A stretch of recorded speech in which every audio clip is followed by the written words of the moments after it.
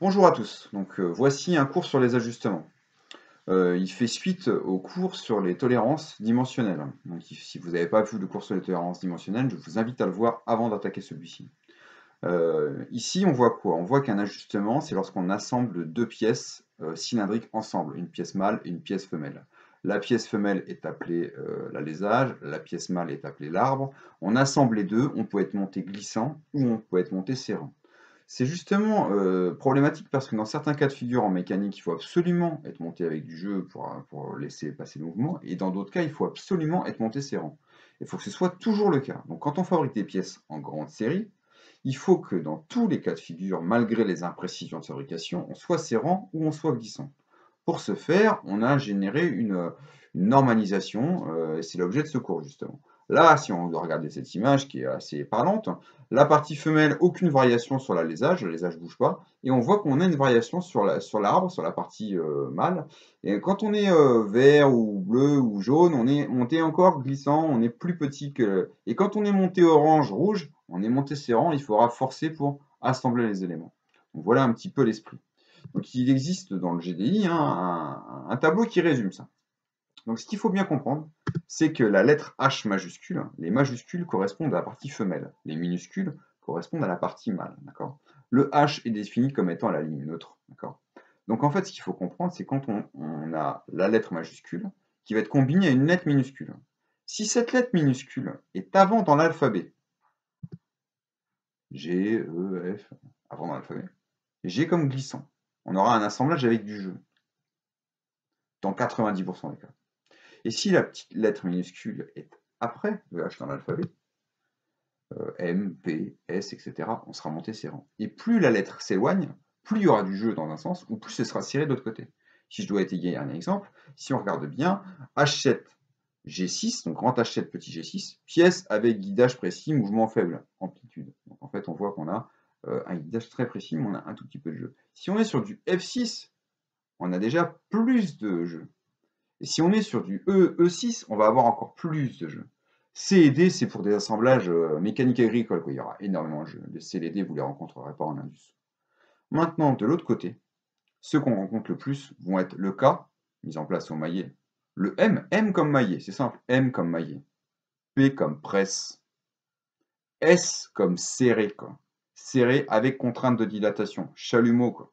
Chalumeau, serrage, quoi. Donc voilà un petit peu pour la lecture de base. Maintenant, si on doit rentrer dans le calcul d'un ajustement, qu'est-ce qu'il faut voir? Il faut voir que la partie mâle, la lettre minuscule, l'arbre. La partie femelle, la lettre majuscule, la partie femelle, l'alésage. Donc à partir de là, on a un diamètre, 28, on a 28 H7, et on vient croiser les informations. Et en croisant les informations, le H7 et le 28, puisqu'on a le 28 est entre 18 et 30, on va pouvoir déterminer qu'on a plus 21, 0. Et attention, cette lecture est en micron. Donc si j'ai plus 21, 0 micron, je vais avoir une cote de tolérance qui sera plus 28,021 et 28. Ça, c'est ma marge d'erreur tolérable sur mon alésage. Je vais avoir le même type, vraiment le même type d'exercice sur l'arbre. Sauf que l'arbre, bah, évidemment, c'est un autre tableau. Et au final, j'ai du G6, je prends la même colonne, puisque je prends entre 18 et 30, j'ai moins 7, moins 20. Donc là, je dois faire des soustractions, et je dois aussi convertir d'abord le moins 7 en millimètres, pour ensuite faire la soustraction. J'obtiens donc 27,993 et 27,980. Je sais que c'est là, généralement, où les élèves ont quelques difficultés dans la soustraction avec la conversion de micron à millième de millimètre. Ça peut paraître un peu compliqué.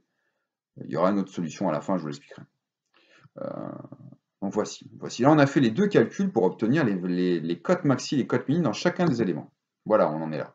Et nous, on veut le jeu, voir s'il est positif ou négatif. Pour ce faire, je calcule le jeu maximum, le trou le plus grand, moins l'axe le plus petit.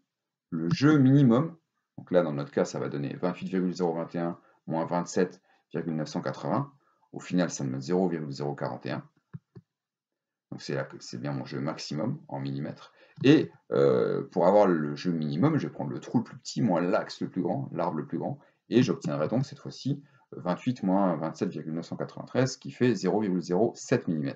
7 millièmes, quoi. 7 microns. Donc au final, j'ai des résultats positifs. Les deux sont positifs. Ça veut dire que dans tous les cas, mon trou, il est plus grand que mon arbre. Mon arbre pourra passer facile dedans. Donc, quand j'ai des résultats positifs, j'ai du jeu. Deux positifs, j'ai du jeu. Un positif, un négatif, je suis incertain. Deux résultats négatifs, je suis monté serrant. Mon arbre est plus grand que mon alésage et donc je dois forcer pour rentrer. Donc voilà. Maintenant, pour obtenir ces résultats plus rapidement, il y a une possibilité.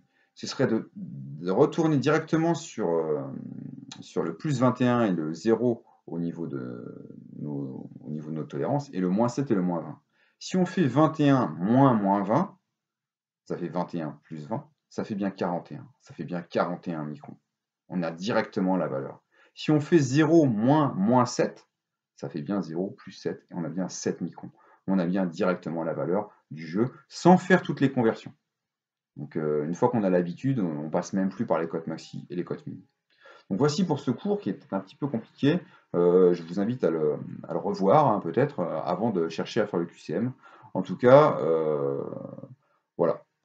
Merci.